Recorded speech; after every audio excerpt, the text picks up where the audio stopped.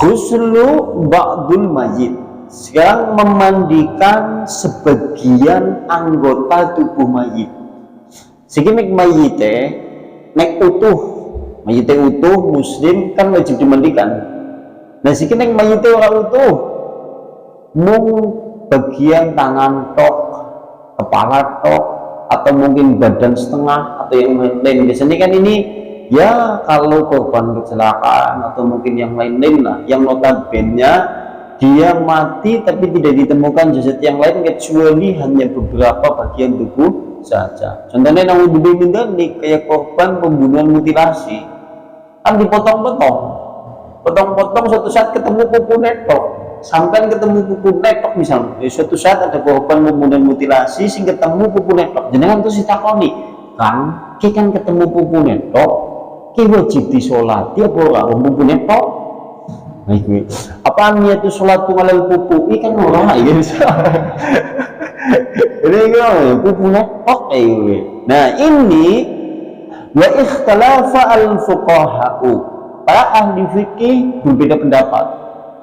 Para ahli fikih berbeda pendapat fi husli, di dalam masalah memandikan bagian potongan tubuh muslim. Kalimatnya muslim ya, berarti kalimatnya muslim nanti ada pembahasan tersendiri terkait masalah itu, potongan bagian muslim. Maka fadhahaba as-Syafi'i, madhab Imam Syafi'i dan Ahmad Ibnu Hazm. Jadi menurut madhab Syafi'iyah, madhab yaitu Hambaliyah, Ibnu Hazm, sekalipun itu potongan cuma hanya bagian kaki, bagian tangan, maka yughsalu, maka dimandikan. Oh tetap dimandikan. Nek jenengan ngetutna madhab Imam Syafi'i kambi Hambali.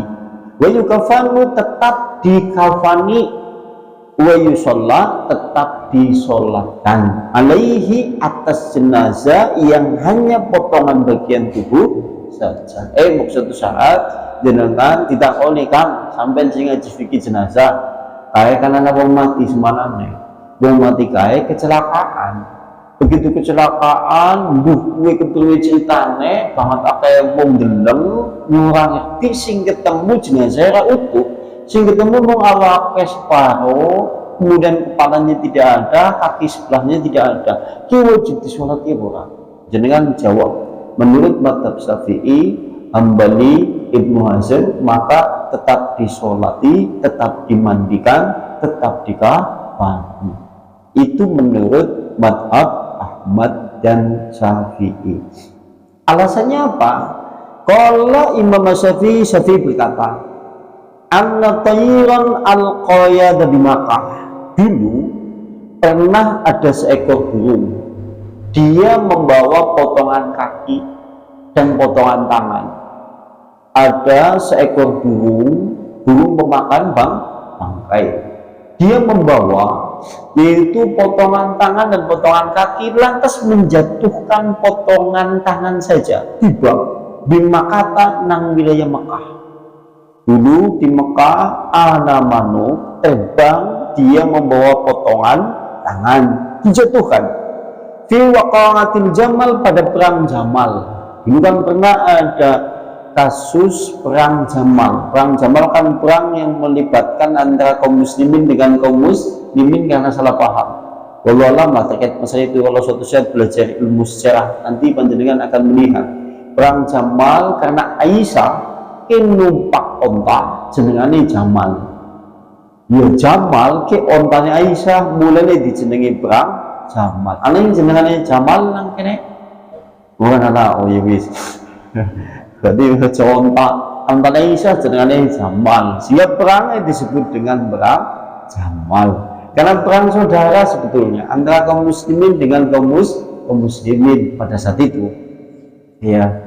Sing izin nuntut balas pembelaan kepada pembunuhan Utsman bin Affan, sementara di kubu yang lain dari kelompok Ali bin Abi Thalib bersikukuh ingin menjadikan negara pada saat itu stabilitas keamanan diamankan terlebih dahulu supaya kondisinya kondusif. Aisyah, kemudian Zubair bin Awam, Tolha. Aisyah kan bojone Nabi, Tolha sahabat Rasulullah, Zubair bin Awam juga sahabat Rasulullah. Ini di pihak sana, Ali bin Abi Thalib di pihak sana.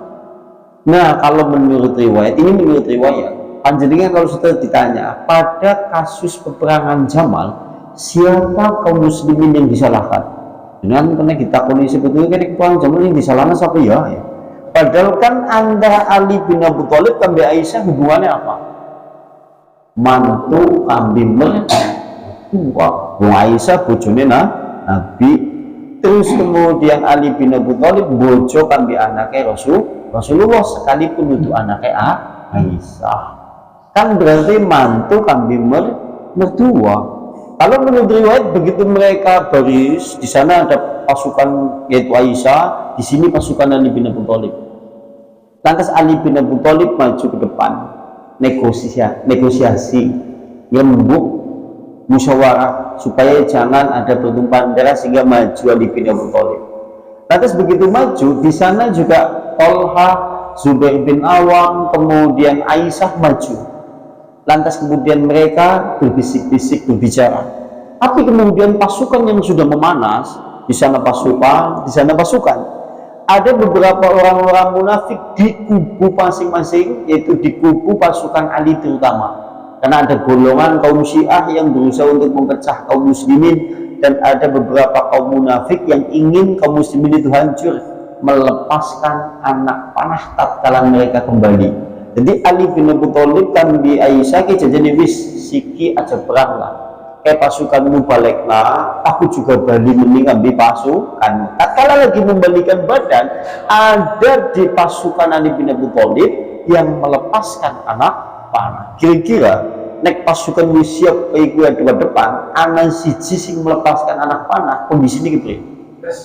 Yo wis polos-polosan. Iya ya. Ya makanya pada saat itu hampir kaum muslimin yang meninggal 3.000 lebih. Masya Allah ya, subhanallah.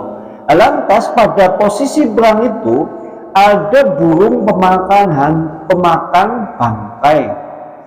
Itu terbang. Lantas kemudian menjatuhkan tangan kaum muslimin ditibakna. Luk nang Mekah. Jatuhkan di Mekah. Begitu jatuh di sana, fangarafuha bil khatim. Maka para sahabat-sahabat Rasulullah dan kaum muslimin mengetahui tangan itu adalah tangan sahabat Nabi, tangan seorang sahabat, seorang kaum muslimin, Abdurrahman. Dilihat dari tangannya ada cincinnya. Tangannya tiba kemenang tangannya ada cincinnya. Oke sih nganggo cincinnya iki Abdurrahman iki. Ini maksudnya.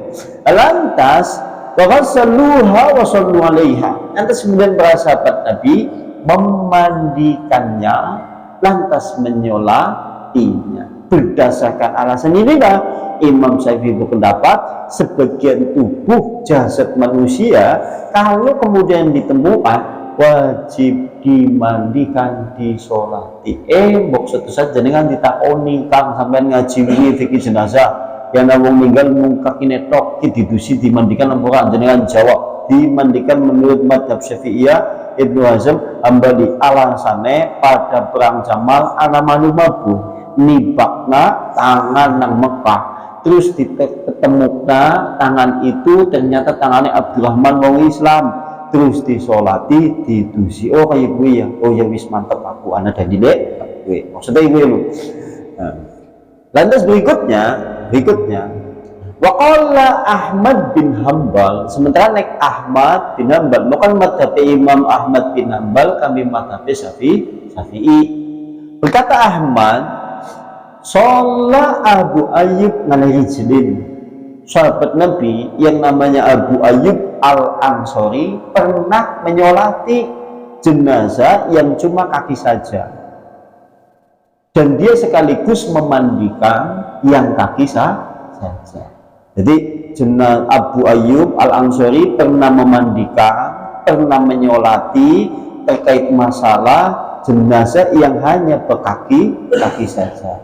Ini Abu Ayyub. Dan juga wasallam Umar bin Khattab pernah menyolati jenazah yang wujudnya tulang belulang, wujudnya mung tulang belulang tok, berarti nang Umar bin Khattab disolati sekaligus dimandikan. Berarti kan ini dalil terkait masalah bagi kaum muslimin jika terdapat sebagian tubuh tidak utuh, maka menurut mazhab Syafi'i, Ahmad, Hambali, dan Ibnu Hazm dimandikan, disolatkan. Ini kalau menurut madhab, yaitu Ibnu Hazm, Syafi'i, dan kemudian madhab yaitu Syafi'i. Dan berikutnya untuk kondisi air, ini untuk kondisi air, apakah air yang kita mandikan untuk mandi jenazah, apakah harus memakai bunga-bunga? Hari ini kita kan sibuk kadang-kadang begitu wong mati, kaum perempuan pada sibuk sebagian yaitu goleti kembang.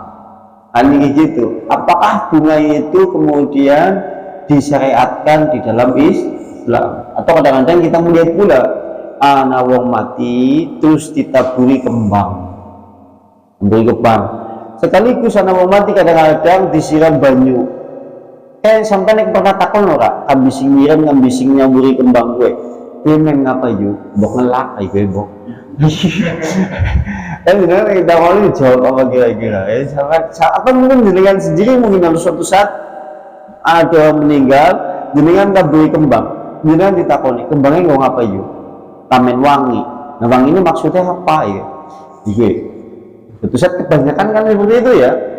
Nah ini disebutkan sesungguhnya tabur bunga, menyiram air ke kuburan, atau kemudian memandikan dengan bunga, ini adalah bukan dari syariat Islam. Nang Islam nanti memandikan jenazah nganggo daun bidara, nganggo kabul bagus. Apa boleh digantikan daun kelor? Ora, ya udih, tapi ora udih pahala sunnah. Oleh digantikan sehari ini kan biasanya daun bidaranya diganti kambi kelor oleh timbuh. Daun kelor kan biasanya digunakan untuk sebagai ganti bidara terutama di masa kita. Padahal kalau suatu saat kita menggunakan daun seperti itu, ya boleh-boleh saja, cuma tidak mendapat pahala sunnah karena Rasulullah mentai daun bidara. Saiki mulai banyak di rumah-rumah kaum muslimin yang menanam daun bidara. Tujuannya kan diantaranya untuk memandikan, untuk meruqyah, dan yang lain-lain. Nah, kalau terkait masalah sisi kemanfaatnya yang disebutkan oleh Nabi. Berarti yang namanya bunga ini bukan bagian dari syariat Islam. Ini bukan dari bagian syariat Islam. Bahkan terkadang yaitu asumsi menaburkan bunga atau mengisyaratkan bunga yang diisyaratkan kepada orang mati hanya segi keyakinan turun-temurun dari nenek moyang. Jadi aslinya janjane keyakinan yang dibangun dari nenek moyang dengan asumsi karena bunga itu wangi. Tatkala kemudian meninggal ditaburi bunga, meninggalkan sesuatu yang wangi. Alasannya gue nek menurut keyakinan masyarakat dewek kambi kembang karena kembangnya wangi, wong mati menkarepe ninggalna wangi. Tapi ini bukan dari syariat Islam. Alasan yang lain, lantas kemudian alasan yang seperti ini di-Islam-Islamkan. Jadi alasan yang seperti ini akhirnya kemudian oleh sebagian kelompok seakan-akan dimasuki dengan sisi ajaran Islam, dicarikan dalil. Akhirnya oleh sekelompok kemudian disusupi dalil-dalil Islam yang seakan-akan menjadi penguat kembangnya syariat Islamnya. Alasan dalilnya adalah dari Jabir bin Abdillah, singgung patokan. Nanti kita lihat penjelasan hadisnya. Dari Jabir bin Abdillah qala, berkata Rasulullah sallallahu alaihi wasallam, Rasulullah bersabda, "Inni marartu bil qabraini." Aku Rasulullah pernah melewati dua kuburan, kata Rasulullah. Yang dimana dua kuburan itu yungadzibani, sedang disiksa. Ana dua kuburan, penghuni kubur itu keduanya disiksa. Itu seperti itu. Wa ahbabtu bisyafaati, maka aku Rasulullah ingin memberi syafaat kepada keduanya. Aku Rasulullah ingin memberi syafaat keduanya agar dia diringankan azabnya. Sambil kemudian dia meminta kurma pelepahnya, kemudian dipatahkan menjadi dua, ditancapkan. Rasulullah jaluk pelepah kurma patahkan atau dibelah menjadi dua, tancapna nang kuburane.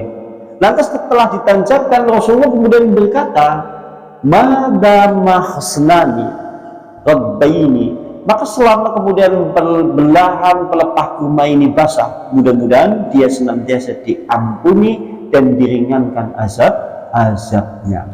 Oleh karena alasan hadis ini, kim lebat dadi dalil hukum kembang ngundi bukti Nabi kayak nganu pelepah kurma ditancapna.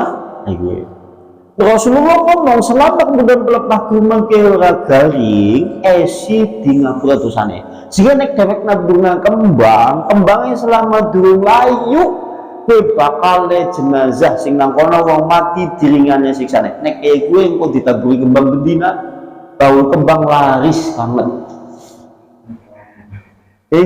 Alasannya seperti itu, didasarkan dalil ini. Lantas dalil ini juga mengembang di keyakinan masyarakat kita. Nek ana wong mati, terus suatu saat dia korban kecelakaan atau kematian yang tidak wajar, sehingga tatkala kematian tidak wajar, menurut keyakinan masa kita ngeton nang tengah-tengah desa, nangis nang umai dheweke, nangis nang tempat kecelakaane, nangis. Jadi setiap malam orang itu terdengar suara tangisan dia di tempat kecelakaannya itu atau di rumahnya. Lantas kemudian orang berasumsi didasarkan dalil ini diislamkan. Sangana kacang ijo, sampai ngerti kacang ijo disangan, sampai ngerti disangan kedelai apa kacang ijo disangan. Ngoneng wis disangan ditabuna mengkuburane si mau. Begitu ditaburkan di kuburan orang tadi sambil disambati. Entuk sampai ngeton maning nek kacang ijo apa kedelai kie ora nek tukul, lah kedelai tukul coba wis diakali disangan. Pinter ya. Dalil yang seperti ini maka tidak bisa dikiaskan kepada hukum-hukum yang seperti itu. Karena begini, yang jadi permasalahan di dalam hadis ini, masalahnya yang menjadikan diringankan azab bagi si mayit, bagi penghuni kubur itu adalah syafaat Nabi, bukan pelepah kurmanya. Jadi kan konon hadis ya, wa ahbabtu bisyafaati, aku ingin memberi syafaat kepadanya agar dia diringankan siksanya. Yang menjadi syafaat, yang menjadi diringankan azabnya itu bukan karena permasalahan pelepah kurmanya, tapi karena syafaat dari Nabi. Menurut sampean pelepah kurmanya apa syafaat Nabi nih? Syafaat Nabi apa pelepah kurmanya? Syafaat Nabi. Karena kita tahu syafaat Nabi itulah yang bisa Allah izinkan, di mana dia diizinkan oleh Allah untuk memberi syafaat kepada umatnya, di antaranya di dalam hadis ini. Yang pertama. Yang kedua, terkait masalah dalil hadis ini adalah kekhususan bagi Nabi.